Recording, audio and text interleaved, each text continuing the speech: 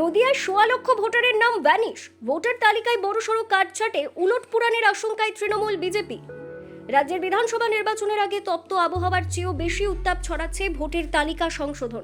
নির্বাচন কমিশনের প্রকাশিত অষ্টম সাপ্লিমেন্টারি লিস্টের পর দেখা যাচ্ছে নদিয়া জেলার বিপুল সংখ্যক মানুষের নাম তালিকা থেকে বাদ পড়েছে। এই ঘটনায় জেলার রাজনৈতিক সমীকরণ সম্পূর্ণ ওলটপালট হওয়ার উপক্রম হয়েছে।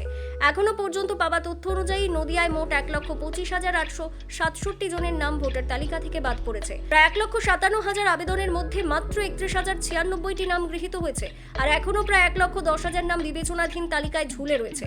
ভোটার তালিকার এই বড়সড় রদবদল নিয়ে এখন ঘুম উবেছে তৃণমূল ও বিজেপি উভয় শিবিরেরই। জেলার সংখ্যালঘু অধ্যুষিত এলাকা যেমন চাপড়া, নাকাশিপাড়া ও কালীগঞ্জে বাদ পড়া নামের সংখ্যা যথেষ্ট উদ্বেগজনক। গত নির্বাচনে এই এলাকাগুলো ছিল তৃণমূলের শক্ত ঘাঁটি। শুধুমাত্র চাপড়াতেই ১৬,০০০-এরও বেশি নাম বাদ যাওয়ায় শাসক দল রীতিমতো চিন্তায়।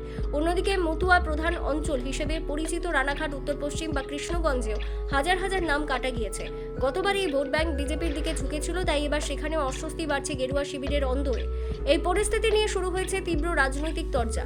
রাজ্যের বিদায়ী মন্ত্রী উজ্জ্বল বিশ্বাস একে বড় ষড়যন্ত্র বলে অভিহিত করেছেন। তার দাবি, কেন্দ্র সরকার নির্বাচন কমিশনকে ব্যবহার করে পরিকল্পিতভাবে তৃণমূল সমর্থকদের নাম বাদ দিচ্ছে। পাল্টা জবাবে বিজেপি নেত্রী অপর্ণা নন্দী জানিয়েছেন, এটি সম্পূর্ণ একটি আইনি প্রক্রিয়া। যাদের নথিপত্র সঠিক আছে তাদের ভয়ের কিছু নেই।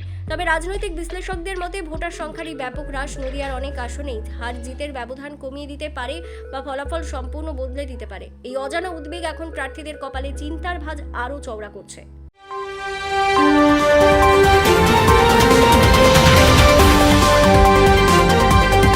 Bureau report, Bangla news, Kolkata.